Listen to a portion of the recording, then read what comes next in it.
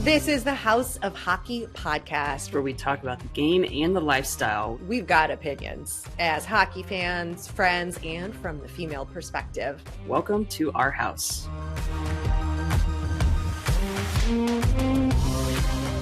Welcome to the House of Hockey podcast. This is episode 180. I'm one of your hosts, Ray. My co-host, Breezy, is still on the long-term injured reserved list. So filling in today, we have Andy Zilch. He is a friend. He is a former guest and now co-host multiple times during this injured reserve situation. Andy is a freelance play-by-play broadcaster. He recently covered the ACHA National Championships, and he works with the Champions Hockey League, and he's fresh off of the St. Louis Blues team charter plane, a weekend calling games with the Blues. Welcome back, Andy. Yeah, thanks for having me. It's great to be on and talk about everything hockey and give you some insight on what occurred here over the past few days. Yes. So you called, you did the play-by-play for the Blues, who were doing a West Coast swing. You did San Jose and Anaheim. Yes. So give you some insight here. The Blues had a 3-game road trip. They actually went from St. Louis to Nashville, and it was a really tough break, kind of segued them to move into the postseason unofficially with that loss to Nashville. It really put them in a tight spot in the wild card race. So there was a national televised game, and the radio broadcaster for the Blues is off this week. So the television guy for the Blues jumped on the radio airwaves for that game against Nashville, and then the team flew out to San Jose to play the Sharks and then the Ducks Saturday and Sunday, respectively.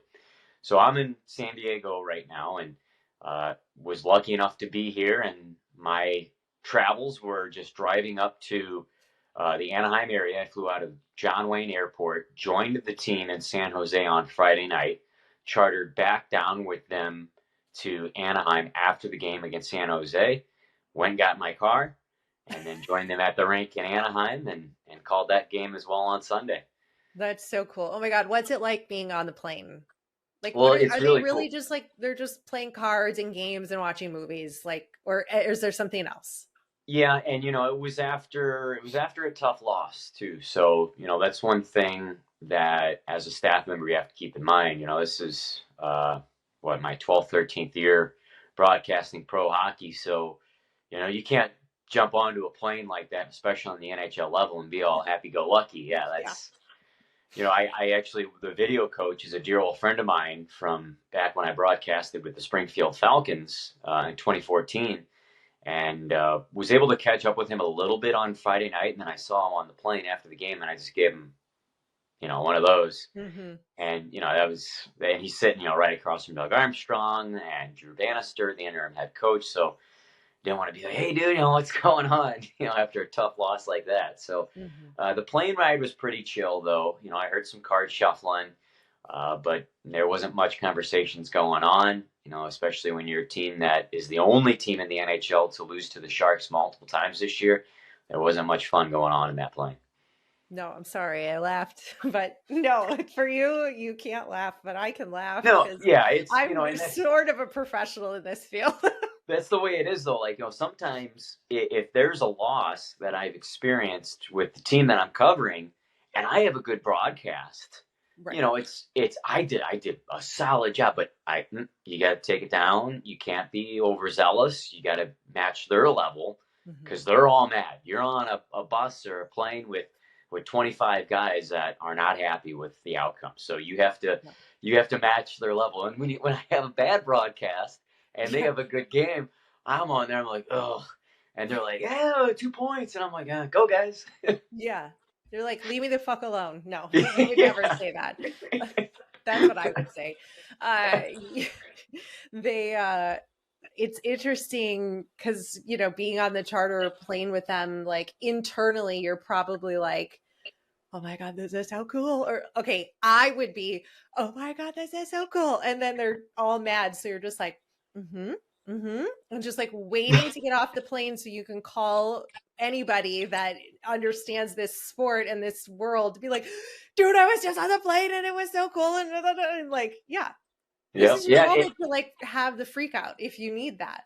Yeah, and it's an awesome experience. I did travel with the Blues on a plane in the preseason game when I called their preseason game, and it's been my second time experiencing this. So when you get on the plane, there's already a menu waiting for you of what the options are: appetizers, entrees.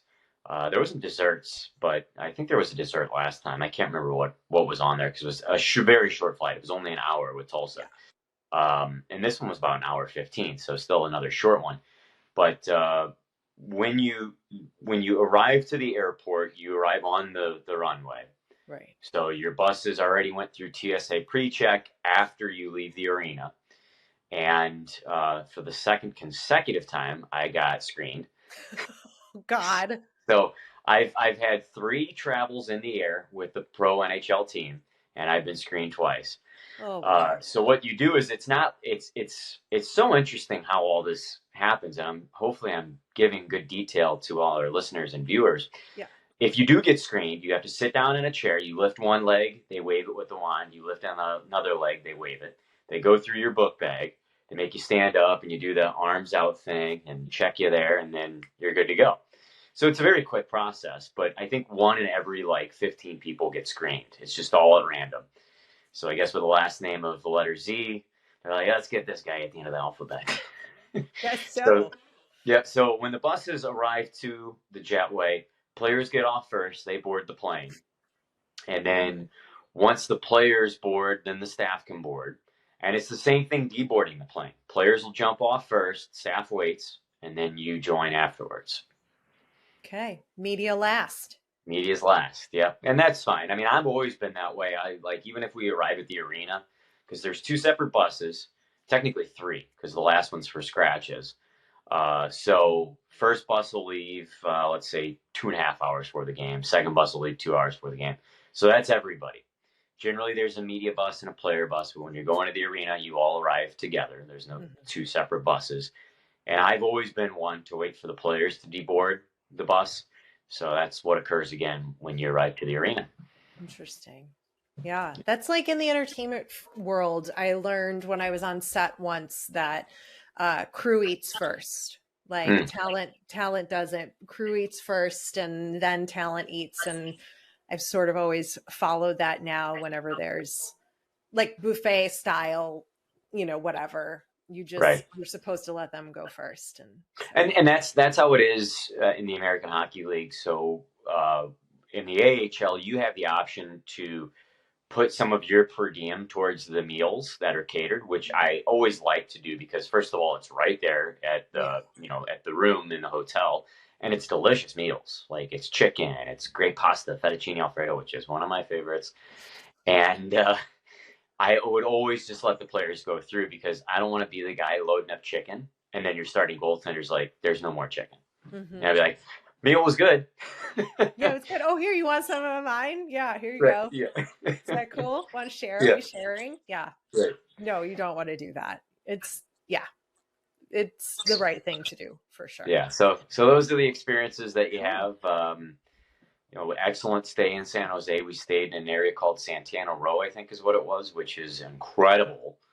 And then we stayed sort of by downtown Disney in Anaheim, which was another excellent. It was the JW Marriott, which is an excellent hotel. So you're staying in some really fantastic places. I had so much fun. And I got a brand new appreciation for San Jose because generally when I've broadcasted games in San Jose, we stay downtown, which got hit so hard by COVID. It's really tough to see because I started broadcasting in San Jose in 2018, and I was like, okay, this is fun. There's some new experiences, good steakhouses. And then once COVID hit, honestly, half of downtown San Jose, because they got hit first and they got hit hard, half of downtown got shut down with all the businesses. So I think they're starting to get back on the upswing, but Santana Row, again, I think that's what it's called. That's alive and bumping. Nice. Well, it sounds like you had a lot of fun. I think that's the coolest thing that you were on the plane and you get to experience what they do and the good and the bad. Yep. Yeah. The good and the bad. You get the good meal with the bad energy loss thing happening, but it's okay. But and I don't know how, but I got Caesar dressing on my suit that I got to figure out how to get rid of. Oh God. Because it's and they give it to you. They give you the salad, and it's a great preparation of how they give it to you. It's almost like a restaurant type of Caesar. You know, it's the big lettuce leaves that you got to cut up, and they give you the Caesar dressing in those little plastic cups, the Jello shot cups, if you will. So I think as soon as I undid it, and I knew it was going to happen, and I tried to shield it with my palm. As soon as it went, the pressure went right on my suit, and I was like, "You got to be kidding me!" Dry clean, baby. I hope it is. It's my baby from State and Liberty, so I might have to reach out to them and see what the care is, or look it up online. I love those suits, and hey, shout out to State and Liberty. I got a lot of shout outs in the show for their suits. So, nice. Yeah. They're paying you, right? They're not paying me, but they're doing everything but. Okay. I'm getting paid back handsomely in terms of I don't know, what is that called? Being an influencer and Andy's an influencer now. And reaping the benefits of that. Goes on the team charter plane, and now he's an influencer. Watch out. Walking around with Caesar dressing on my lapel. Looking like a total pro. You're looking like a total media guy with shit on his coat, like this total cliche. I was waiting for, and I had meatballs and Caesar salad. I was waiting for a meatball to drabble on my suit, but luckily that didn't get there. That's good. At least it's just the Caesar. Something that I'm sure you didn't do this, but I just have to ask just in case. But did you get to talk to Binner after the Ducks game about his extracurricular activities and throwing blindsided punches at one of the Ducks players? I didn't, and I know that's on our docket to talk about. If we want to start talking about it, we certainly can. Yeah, I think we should. What is he doing? Why does he do that? What's the word I'm looking for? He cheap shotted him. He tagged him. I'll agree with you on that one. I don't mind it though. I mean, of course you don't. He's adding a little something extra. I mean, when you look back at I remember Tyson Nash. Now he's the color guy for the Arizona Coyotes now. And he used to run around and do the same thing as a player. He'd hardly ever fight because Tyson Nash, he had so many guys around him. I don't think he had Tony Twist yet because Tony Twist was a little bit before him, but he had guys like Reed Lowe. I think Kelly Chase was there too when he was skating around. But he had so much protection. It's just like a gnat. Like, you want to get him, but you can't. And some people hate to love him. Or love to hate him, and then some people hate to love him. That's me. Yeah, hate to love him. So, I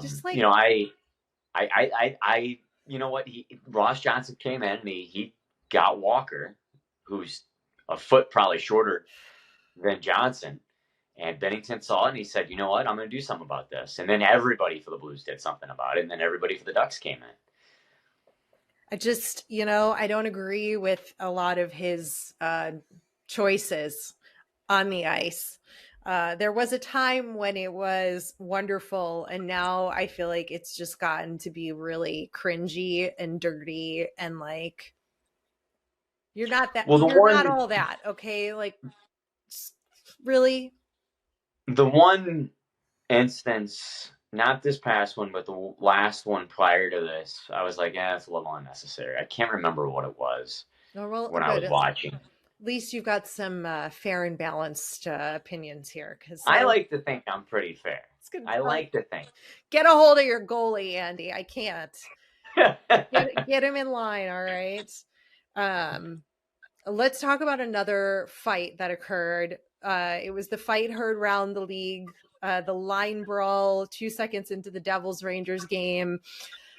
It was like a fight night. Every player on the ice at puck drop gets ejected except the goalies. It's just epic, incrediable, exactly what we love as hockey fans and supporters of this league. What did you think? I was loved it. So excited. Yeah, I mean, that's you don't get that much in hockey ever. So, and it was all over social media, Oh yeah. all over. And, that should tell you something. I know that I completely understand why the league doesn't like that. And here's a good Wait, story for why you. don't they like it? Well, I'll tell you. So the very first ever AHL game I broadcasted, I was in Syracuse, and I know we got something about the old Slapshot movie coming up in our docket. So in Syracuse, that's where they filmed some of the Slapshot movie. And I was broadcasting for the Springfield Falcons against the Syracuse Crunch. And one of our players got into a fight. He lost his helmet, fell backwards, hit his head on the ice. Okay. Luckily, he was okay. Mike Hofel, never forget him. Great guy, too. And when that happened, I was like, wow, could you imagine if something detrimental would have occurred to him? Right. Like, wow, like terrible. And for, such a great human being for that to happen to, and thank God he's okay. And that to me is why the NHL doesn't want so much fighting in the league. That's why they don't want boarding. That's why when players lose their helmets, you need to make sure that you go to the bench, grab your bucket, whatever the case may be. So that's why I understand it, but I still love the fighting aspect. I hope we never lose that because to me, that's when everybody in the building stands up. And if you hit a line brawl, if you're sitting, give your seat to somebody else. Exit the doors and find somebody else that wants that ticket. Because if you can't get up for a line brawl, I don't know what can get you excited in a hockey game.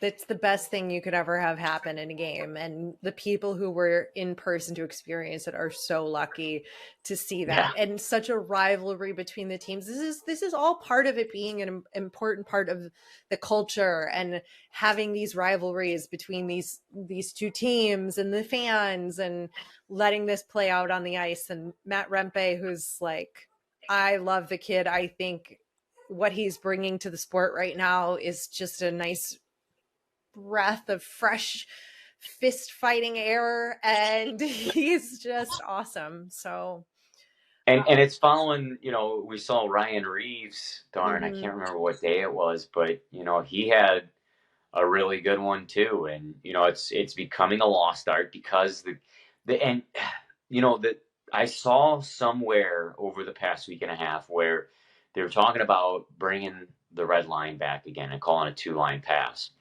And it was a former player. He said, it's so north now. It's so much north now. You just go. Dump it in. Keep going. Go in there. Attack. North and south. And he said that it takes away some skill out of the game because you can't strategically plan your puck possession when the 2-line pass is in order. And I thought it was a good thing to think about. And then that might also bring in a little bit slower footed guys and give them an opportunity to make the NHL, which then would parlay. Slower guys generally aren't your elite players. They can be some grinders. They can be fighters. Maybe that opens the door for those guys again. Right. A lot to unfold there and a lot to unpack, but that's conversations that are held at the Board of Governors meetings, not here at the Haas Hockey Podcast. No, we can pretend to talk about it. Certainly can. My favorite part of that was Jacob Trouba's quote said that whole line brawl was, quote, kind of a team building exercise. Yeah, I thought that was funny, and it is a bonding experience. Yeah. Though.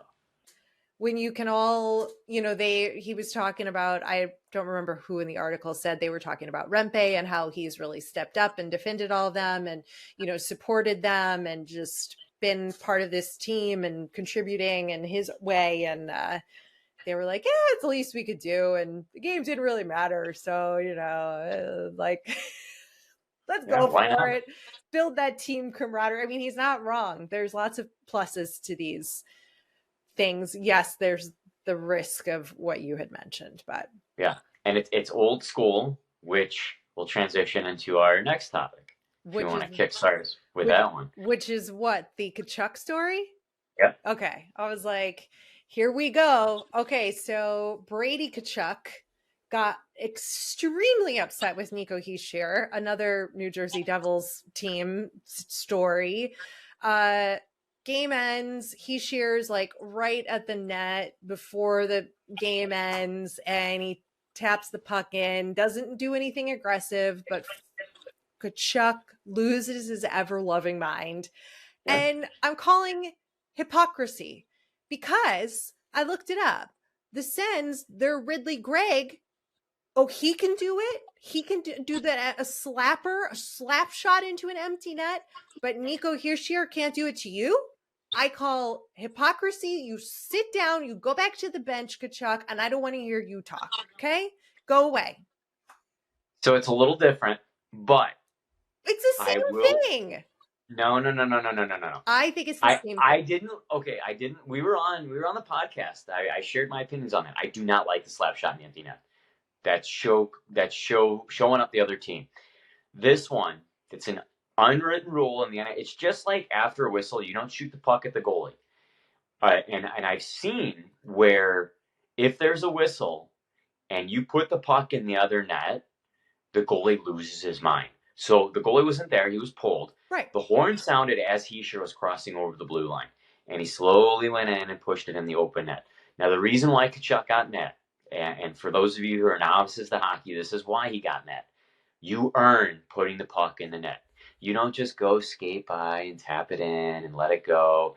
If the horn sounds, you don't put the puck across the goal line. Unwritten rule. It's an old school rule. Mm-hmm. Tkachuk was raised that way. Yeah. That's why he got mad. Listen. So I agree with him on that one. Really? Yes. I agree with Tkachuk. Come on. I think there was, if the goalie was there, sure. The goalie would have went after him and tried to chop his head off. For sure. Not acceptable. Don't do that. Whistle. Yeah, stop, But like, not to compare this to basketball because I don't like basketball, but I don't either. Neither do you. But like, buzzer goes, they still take the shot. Nobody gets pissed off. Why is it different in hockey? Well, because you score like 100 points a game in basketball. Who cares? And hockey, it matters. It's an unwritten rule. Well, they should just put it in the rule book then, because like you just getting all. Well, then guys are gonna do that all the time. Then not if they're gonna get fined or something. So you would warrant a fine for that? Well, if you don't want this to happen and this is an old school unwritten rule, well, maybe it should be a written rule. And like, I don't know. That's all they seem to respond to. I mean, take matters into your own hands. That's the barbaric part of the sport, I guess you could say. But I'm a big fan of it. Like I completely agree with Tkachuk. I don't know. Was anything handed down to either player? I don't know. I didn't look. Yeah. I mean, I don't think so. Here's where I take issue. Okay, fine. I will get on board with the unwritten traditional rule, and this is something you don't do and goals are earned. However, I'm going to need some facts and some proof that Tkachuk spoke to his teammate, Ridley Gregg, about his empty net slapshot goal and explained all this to him. But if that didn't happen, I cannot get behind any of this bullshit happening with the Sens, okay? I'm sure there was a conversation. And it wasn't a, hey man, let's go have a coffee, let's talk about it. I guarantee you it was they're untaping their socks and they're taking their blades off in the dressing room and somebody goes, you can't do that, dude. I guarantee you that was spoken about in the Sens locker room after that happened. But you can't let him get mobbed, though. You got to try to go to his defense on the ice because that looks terrible if you don't go defend him. See? Hypocrisy. That doesn't make any sense. Like your team does it, but you have to defend him. But now no. I wouldn't defend it is a little bit, but you can't let him get hung out to dry. It's like when someone does something stupid. And you're like, dude, now I got to go to bat for you. Even though you don't want to, you got to be like, hey, like, come on. You've had to have had that moment in your life where someone did something stupid and you're like, I got to defend you, but we're going to have a conversation about this. I don't know. I don't think so. I don't know. I'd be like, you're on your own with that one. I cannot support you in your bad choices. Like, I will not defend your poor decisions. That's like those fools on Vanderpump Rules who are like, oh, well, you cheated, but you didn't cheat. But I cheated 3 years ago and that doesn't count. And so it's like, no, just have some authenticness about you. Like, I don't know what Vanderpump Rules is. that's fine. Don't worry. It's a reality TV we'll, show. we'll agree to disagree on the topic. That's fine. Something else the Sens had that was a super unique experience was actually have to do with the eclipse. I think probably, maybe not, but it was the game was in DC. The Sens were in DC, and the sun was coming through one of the walkways into the arena, like out on the concourse. There was a window, and the sun was blinding Corpusalo right in the eyes. Sorry, my notes are all over the place. And they had to stop the game and wait for the sun to move. Like, there's no shades. How does the arena not know that, like, the sun's moving? Like, we have all these game ops. How does this happen? Well, somebody screwed up, because I've seen in arenas, like, I know there's like Stockton, curtains and all kinds of stuff. There's curtains that you can do that kind of seclude the arena bowl from anything that's going on in the concourse. Right, like further out, like you have the curtain like further out, so when somebody comes in, it doesn't keep opening. Right. Yeah, so an usher blew their job or something happened there, because somebody should be standing there, and especially in an afternoon game, the sun's coming in, especially the arenas that have windows like that where it just goes straight in. Usher needs to stand there and keep that curtain. The curtains, I guarantee you, are open, and they're just letting people come and go. So that's exactly what happened. I wasn't even there, but I know. It's you do know, and what I know is it's unacceptable to happen in this league. Like, come on, like we're better than this. Get it together, figure it out. Capital One Arena staff. Sure, look, we all make mistakes. We cop to them, but that was super crazy. And I was like, is this because of the eclipse? Is the sun just like happened to be in a different spot but like the sun's always in the same spot. It's not always, you know what I mean? Like, at different times of year, where the sun is. And anyway, that was a little crazy. Something else that was really crazy to me was Jeff Skinner has played 1,000 games in the NHL. Wow. And I don't know, but I don't think I'm the only one who was like, wait a minute, didn't he like just get in the league? How could he already have 1,000 games? And then I started researching. And can I guess why? Yes. Because it's the teams he's played for, right?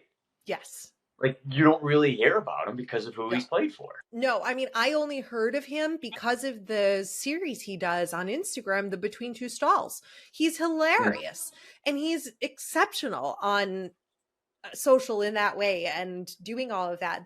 I only just heard of him. So whenever that got started, that's when I learned who Jeff Skinner was. And that's unacceptable, because if a guy has played 1,000 games, that's a huge thing and a huge accomplishment. So I went back and looked, and he was with Canes, and obviously now he's in Buffalo. And so, alas, the team got him a jet ski and did a funny little Between Two Stalls episode that I watched from start to finish because I love it, but didn't know the kid's been around. He's not a kid. Yeah, I was just gonna say, he ain't no kid anymore. No. But congrats to him, though. That's an accomplishment. I mean, I'll never forget a comment that was made to me. It's one of those days where I was in the office, and me and a few staff members were mulling around on Hockey DB, and somebody said, "Oh my God, 700 games in the NHL," but he was terrible. And our director of hockey operations overheard that. It was Pat Conacher. He was known as the protector of Wayne Gretzky back in the Kings days. He was our director of hockey operations. And when he heard that, he said, hang on. He goes, I don't care how bad you think somebody is. If they played 700 games in the NHL, they're good. And I heard that, and I was like, dang, like he just told that staff member. But it's true. Yeah. Like, you can't stick around in the show for 700 games and be a bad player. Like Skinner, 1,000 games. Kudos to you, man. Like, hell of a player.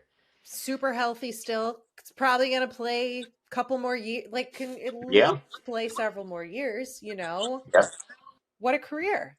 It's not the Yeah. career you expect when you go into the league. And the hope is always to win a Stanley Cup and things like that. But he was like, I forgot, I should have written it down. He won rookie awards his first season. He went to the All-Star game, I think, in his first season in the league.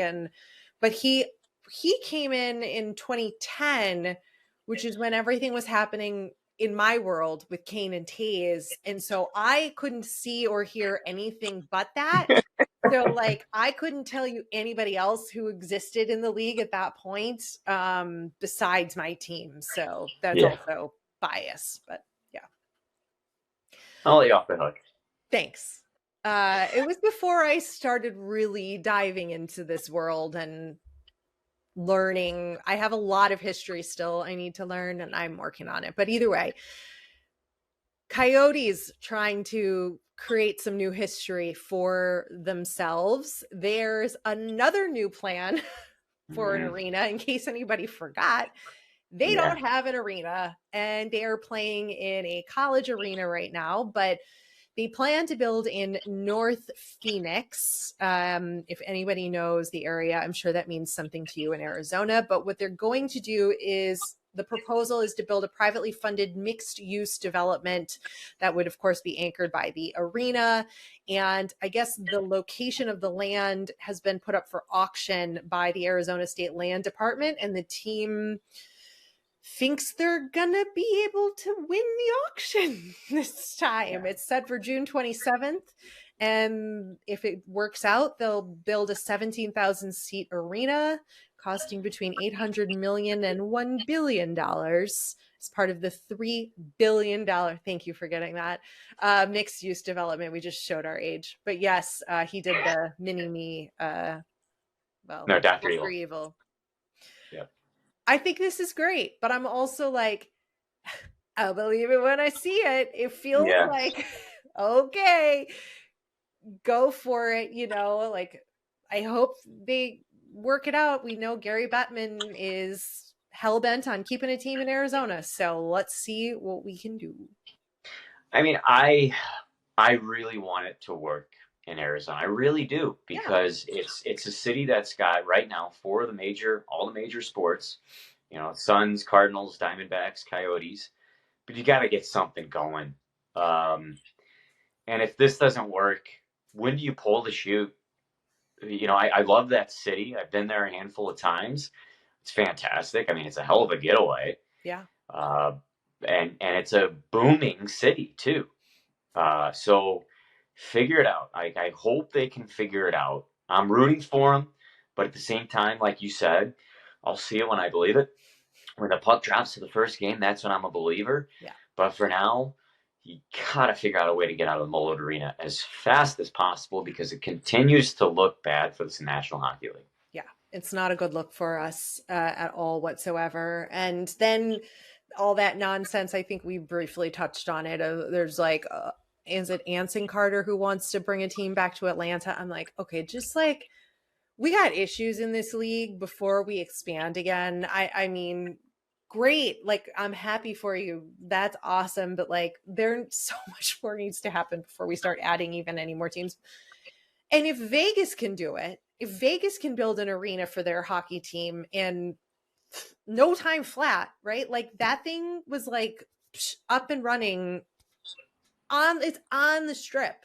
Like, tell me how they can make that happen, but Arizona can't. Anyway, I'm just preaching to the choir of people who are frustrated with the Coyotes. Well, I have my 2 cents on expansion and stuff like that. Oh, tell me. Oh, yeah, that's right. We've got your other topic that Andy texted me, said, I want to talk about this. Okay, go ahead. Yeah, I got a lot. We got a lot to talk about. So it's a fun episode. I do not want to see expansion. No. I don't. I think we're good at 32.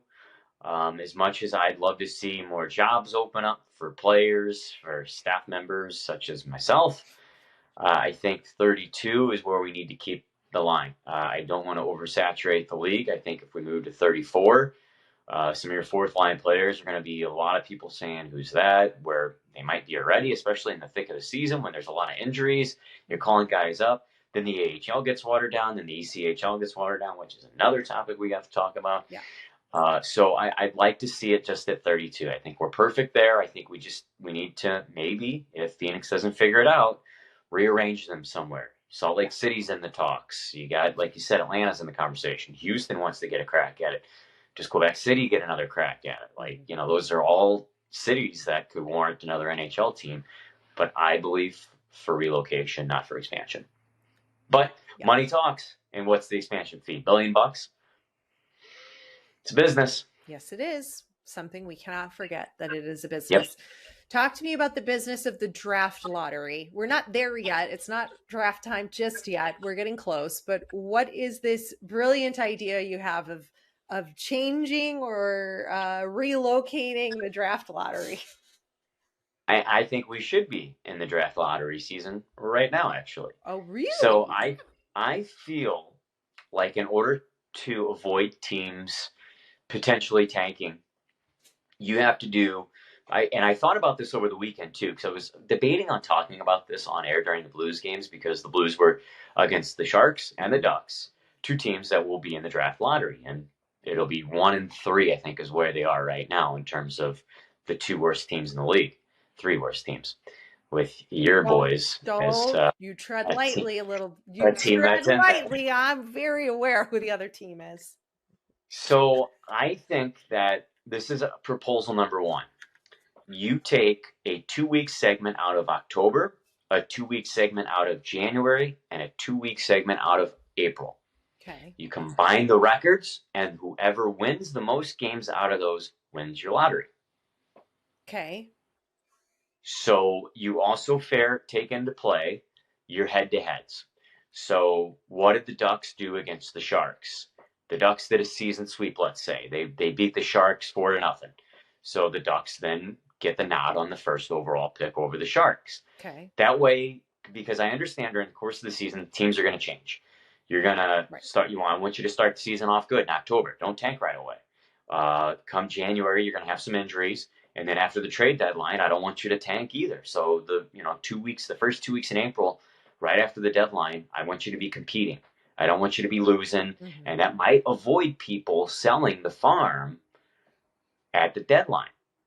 So I'd rather see teams competing rather than trading players off, icing an AHL team, and losing the rest of the layout.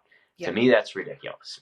So that's another proposal. Mm-hmm. The other one is just simply take your divisional record, and whoever has the best divisional record out of the bottom 3 teams gets the lottery. That's not a bad idea. In theory, I really like your idea. I can hear all the criticism, though. Oh, yeah. Because, like, scheduling. There's always scheduling, something. Right? So you pick the 2 weeks. That's not fair. Boo-hoo, woe is me.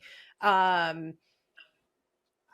could just hear all of that happening. Like, we fired our coach, and then that week is the week. And so now, we're in turmoil. And I don't know if, like, how do you actually make a fair average of the tent poles that you're saying throughout the season to keep the excitement going and to keep the play at a high level? I don't know, but I just know that a lot of people would be bitching more than they already do about lottery balls. So, but that also made me pivot to my decision of potentially just divisional records, because those are your bulk of your games. Mm-hmm. Yes, and you know who your opponents are going in. And if I'm the Anaheim Ducks and I'm traveling to take on the Vancouver Canucks, Pacific Division rival, I as a Vancouver Canuck fan, I don't want to pay, let's say an average ticket there might be $100, right, to go see my team just thrash. Like, yeah, it's fun, but like I want to see a competitive game on the ice. Like last night, the Blues played the Ducks. They went to overtime. They went to overtime against the Sharks. I was entertained. Right. Granted, the Blues lost one, they won one, and I was happy for the Ducks that they came back to make it a game, because I was like, I hate it when it's 6-3 or when it's 7-3. That to me, that's not fun. I agree with you. I think we need to have you draft a letter and get it certified and send it up to the governor's board meeting that's happening in over the summer. I wonder how quickly that would go into the shredder. Hey, I mean, you can make it a signature. Dear Gary Bettman. Yeah. Here's my proposed idea for you. Yeah. Listen, there are boards of governors who take this stuff very seriously, like they do in the ECHL, who just voted to terminate the membership of the Newfoundland Growlers. That's really unfortunate and only goes to prove your point of we should not be expanding when we've got ECHL teams who can't pay their bills and keep their teams alive, because now all of those players are out of a job. Obviously, they can get no team can pick up more than 2 players from that team, but who needs that many players? It's April. We're heading into playoffs. Like, are you really going to then you got to get rid of somebody. Where are they going to go? Anyway, I'm getting sidetracked, but the whole reason that they are no longer allowed to be members of the league is because they did not pay their bills. Basically, they had reportedly fallen behind on payments and were unable to secure a buyer for the club to help buy them out financially. It's really sad because this is also really important because they're an affiliate of the Maple Leafs. Mm-hmm. And this is that crazy story that happened at the beginning of January, this team with Terry Ryan, the retired player who is now the star, a star on the TV show Shoresy. He went back and played with them as his 40-something-year-old self, and it happened to be his birthday, and his whole family could go. It's his hometown, and like it was this huge momentous thing. So I think Terry Ryan should have bought the team or put up some money to help them get through. That's what I think. But he did it with his abilities on the ice. So, I mean, I'll give him a little slack. I think the hardest thing for this one is the city. St. John's, Newfoundland is... What I say, Newfoundland? Yeah, you did. Because okay, that's how it's spelled. What is it? Newfoundland? Newfoundland. And it's actually it's St. John's, Newfoundland, Labrador is the official phrasing of it. It is the furthest eastbound city in North America. Okay. So a little touch of. I got a lot. I don't even know what that means. The furthest eastbound what? The what? City in North America. What does that mean? Eastbound. It's as far as you can go east in the continent of North America. Oh, okay. So over by me. Got it. Okay. Yeah, it's up there. Okay, got it. And I got some stories about it. And everybody who's been in pro hockey, and it unfortunately used to be an AHL city. It's an ECHL city now. I hope they get something back. It used to be buzzing. It's a 5,000-seat arena, and it was sold out every game. Wow. It was the place to be in Newfoundland. It's all they did. That's all they did was watch hockey and drank beer, and there you go. So tons of stories, but what I will say is it's a shame because I know that they have fans there that's all they count on. And, through years and years of hockey history, everybody's got a story that's been through there. So I hope they are able to rejuvenate something in that city. Yeah. Yeah. That's part of the league that I get to see here in where I live. So, that changes the shape of everything. And you don't want that to affect all the other teams in that league, in that division, And there's something that when you go there, you get screeched in is what it's called. So there's a shot of something that you take, and I think the bottle is called Screech, which is why you drink it and you're screeched in. But you take the shot and then you got to kiss like a fish. What? Yeah. This is for all of you fans out there, go Google it. That's like a rite of passage in St. John's, Newfoundland. All right. I'm going to take your word for it. I'd have to get back on the wagon to experience that or off. And it's like, honestly, go down a wormhole because it's, they talk so funny there. They super fast. Like it's super fast the way they talk. I remember, so what you would do generally when you travel, I think we flew there on a Wednesday, had Friday off to skate and practice and kind of get adjusted to the time zone because it was an hour and a half ahead. Then you'd play Saturday, Sunday, and you played Friday, Saturday. Thursday was your off day. You'd leave very, very early on Sunday. Like, your bus to the airport is 4:30 or 5 a.m. The thing is you'd pack before the game on Saturday. Right. And you just go to the bar till it closed down at 3, stumble your way home, grab your suitcase, and get on the bus. Some players have missed buses. Some players have missed flights over the years. Oh, I believe it. And I never forget the first time I ever did it. I heard the words of advice: pack. You're gonna go out to the bars afterwards. Don't fall asleep. You're gonna miss your alarm. So I packed. I stayed awake, and I got on the bus as soon as it rolled up at 3:30 or 4 in the morning, just so I wouldn't miss it. Yeah. And the bus driver was as jolly as could be, and just zipped off a line in Newfoundland. And I'm like, what? I couldn't understand him. I was tired. I was out the night before. And I'm like, what? Yeah. I don't understand you, sir. And I was like, yeah, okay. And I just went to the back of the bus. Oh, my God. So they all sound like Terry Ryan, basically. I have not heard what he sounds like. You've not watched Shoresy? I have not. Andy. Oh, boy. I don't think I can let you back on this podcast until you at least watch one episode. They're 30 minutes. They're on Hulu. That's what I needed. That's what I needed to do this whole time. Yeah. That's now what's going to happen. I mean, it's like the only TV show on about hockey. Like, how have you not at least watched one episode to just see? Well, I don't think I have watched it at all. Shoresy. That's your homework. All right. Next podcast. Before the next podcast and before you head off to your next tournament. Okay. We have to talk about the Professional Women's Hockey League because they have a championship trophy for their inaugural season. It's very exciting. They have a name. Billie Jean King helped named it. It is called the Walter Cup. I think it's perfect. Yeah, I agree. Good, strong name, but it also has meaning because the Walter family, it was in honor of them and their foundational support that really helped launch the league, aka financial support that helped get the league going. And it was created in partnership with Tiffany, the jewelry maker, not the singer, for anybody who's over a certain age will know.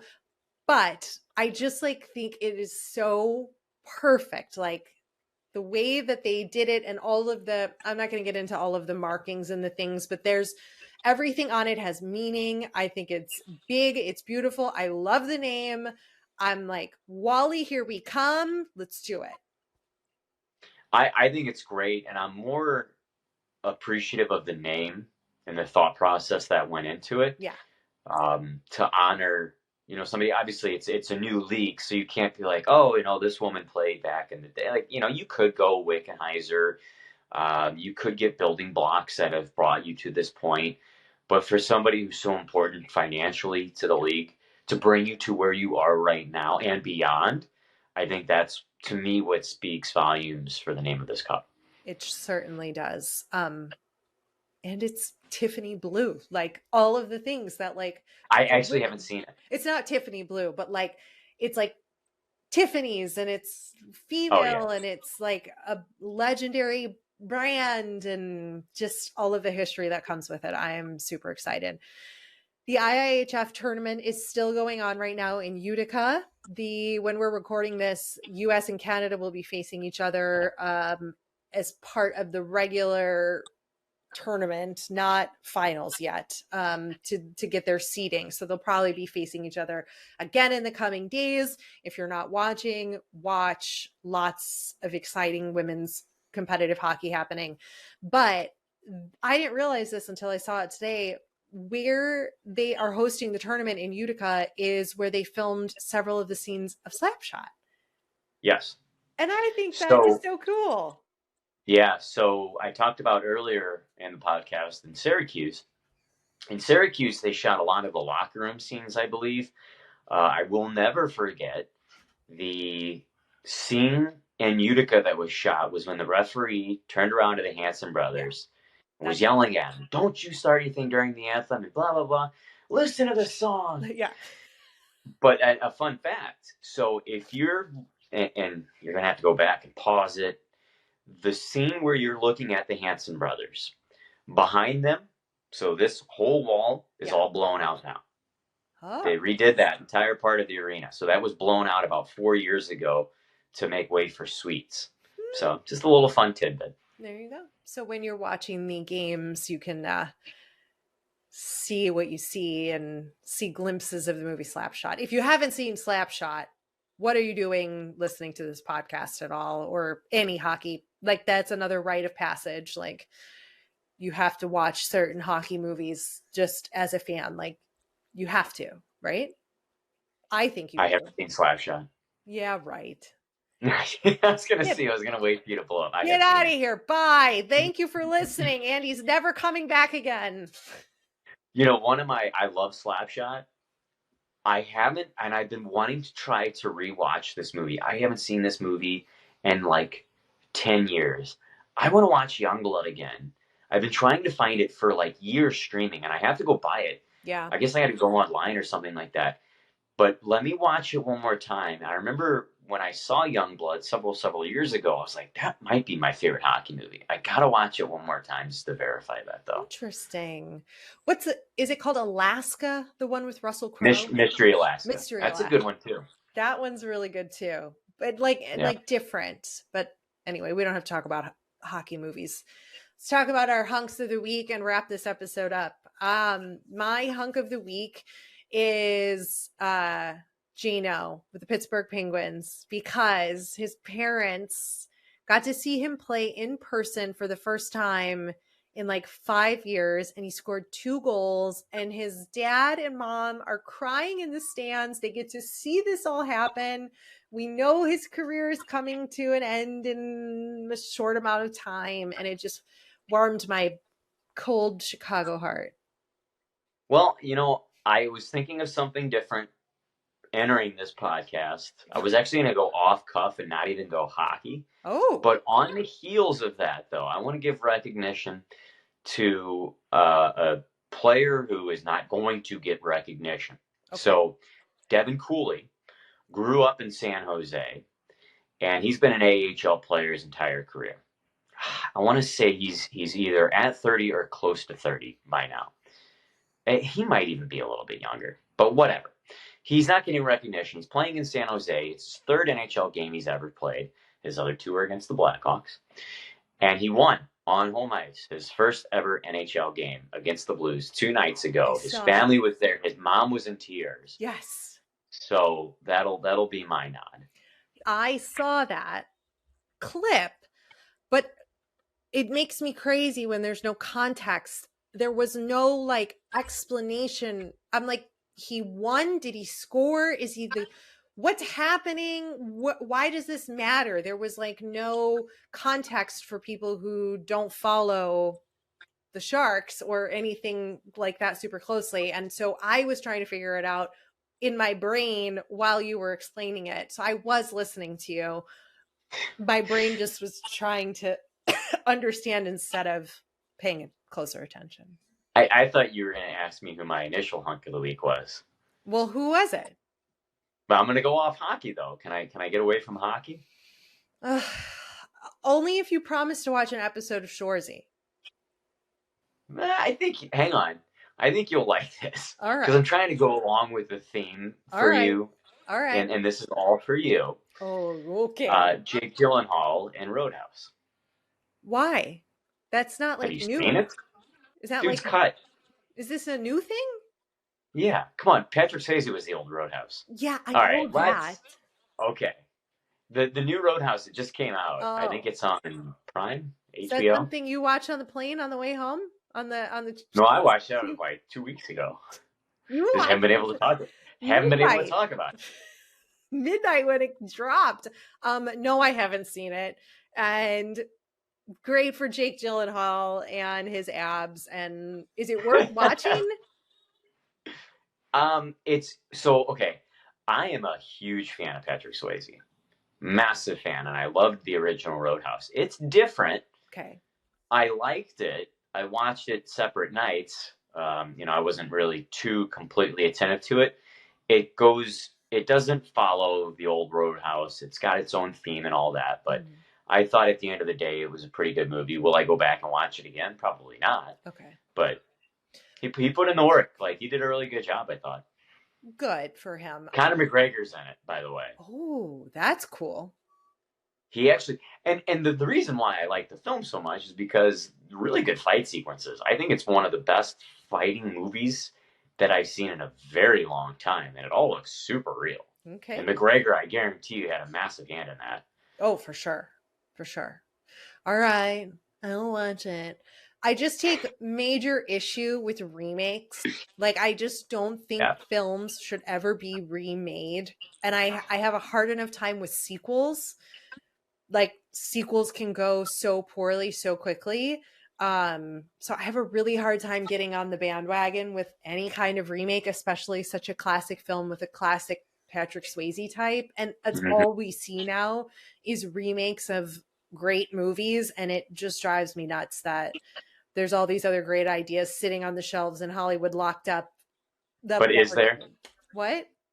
But is there? I feel like Hollywood, that's another podcast on another day. We'll do our House of Hollywood podcast next. House of Hollywood. Yeah, right. Well, thank you, Andy. Thank you for joining me after your very busy weekend. I appreciate you. I will appreciate you more when you watch Shoresy, and I will see you soon. You bet. Thank you so much, and I will see you soon as I'm traveling up to Maine for the college roller hockey tournament. Sounds good. Thanks for coming over to our House of Hockey podcast and hanging out with us. We'll be back next week with a brand new episode. And in the meantime, you can follow us on social media. Just look for House of Hockey podcast. We'll be back next week.